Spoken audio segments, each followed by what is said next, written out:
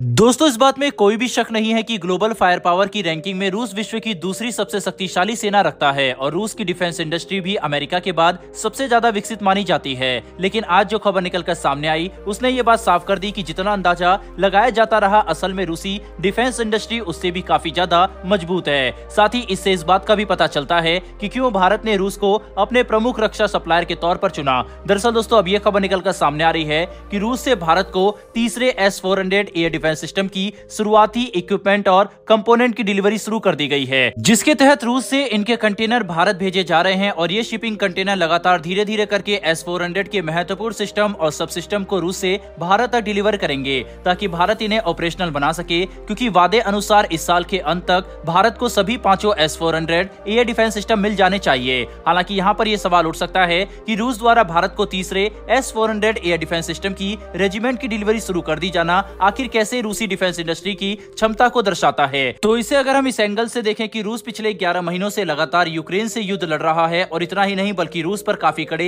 आर्थिक प्रतिबंध भी लगे हैं, इसके बावजूद रूस थोड़े डिले के बाद भारत को S-400 के तीसरे रेजिमेंट सिस्टम की डिलीवरी करने में सक्षम है, जो कि काफी बड़ी बात है। यहाँ तक कि खुद अमेरिका भी हैरान रहा कि कैसे रूस इतने भारी प्रतिबंध और महीनों से लगातार चल रहे युद्ध के बावजूद भारत को हथियारों की सप्लाई करने में सक्षम है, क्योंकि अनुमान के मुताबिक रूस की डिफेंस इंडस्ट्री को अब तक धराशायी हो जाना चाहिए था, लेकिन ऐसा बिल्कुल नहीं हुआ, जो कि इस बात को दर्शाता है कि रूसी डिफेंस इंडस्ट्री अनुमान से भी काफी ज्यादा मजबूत है, जो कि एक तरफ रूस की सेना को जरूरी हथियारों और उपकरण सप्लाई कर रही है, तो वहीं दूसरी तरफ भारत को भी कॉन्ट्रैक्ट के मुताबिक S-400 की सप्लाई करने में सक्षम है। साथ ही ये बात भी साफ हो जाती है कि रूस भारत को काफी महत्वपूर्ण मानता है और अपने किए गए वादे को पूरा करने के लिए काफी तेजी से काम कर रहा है। इसके बावजूद कि अगर रूस चाहे तो आसानी से युद्ध का बहाना बनाकर S-400 डिफेंस सिस्टम की डिलीवरी में कुछ अतिरिक्त महीनों का समय ले सकता है, जिससे रूसी डिफेंस इंडस्ट्री पर दबाव कम पड़ेगा। लेकिन ऐसा करने की बजाय रूस भारत की जरूरत को समझकर हमें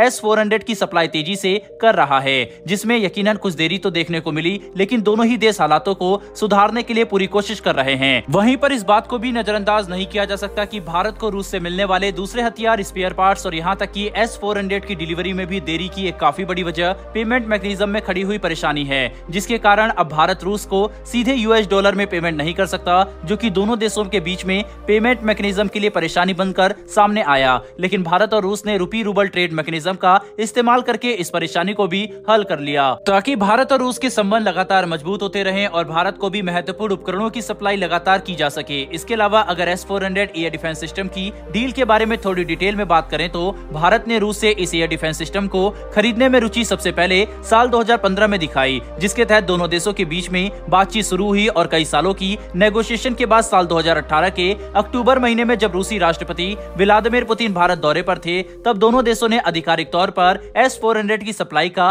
कॉन्ट्रैक्ट साइन किया, जिसकी कीमत लगभग $5.45 अरब की थी, जिसमें भारत ने रूस से 5 रेजिमेंट S-400 डिफेंस सिस्टम खरीद लिए थे। साथ ही इस साल के अंत तक ये सभी सिस्टम भारत को सप्लाई कर दिए जाएंगे। दोस्तों, इतना ही नहीं बल्कि आपको ये बात जानकर काफी खुशी होगी कि S-400 एयर डिफेंस सिस्टम पृथ्वी पर मौजूद किसी भी दूसरे एयर डिफेंस सिस्टम के मुकाबले कहीं गुना ज्यादा एडवांस है, जिसकी तैनाती से ही चीन और पाकिस्तान खौफ खाते हैं। हालांकि यही सिस्टम चीन के पास भी मौजूद है, लेकिन इसका मतलब ये नहीं है कि भारत द्वारा डिप्लॉय किए जाने वाले S-400 चीन पर दबाव नहीं बनाएंगे, बल्कि इससे चीनी वायुसेना की क्षमता काफी सीमित हो जाएगी, जो कि हमारे लिए काफी बड़ा एडवांटेज होगा। वहीं इसके साथ ही क्योंकि S-400 न कि सिर्फ 400 किलोमीटर की दूरी तक किसी भी मिसाइल को तबाह करने में सक्षम है, बल्कि ये 5वीं पीढ़ी के फाइटर विमानों को भी मार गिरा सकता है। इसकी वजह से चीनी वायुसेना के पास कथित तौर पर 5th जनरेशन फाइटर जेट्स मतलब J-20 भी अब भारत का कुछ भी नहीं बिगाड़ सकेंगे, यानी कि चीनी वायुसेना के पास मौजूद एकमात्र एडवांटेज भी अब खत्म हो जाएगा, जो कि भारतीय वायुसेना को चीन के खिलाफ और भी ज्यादा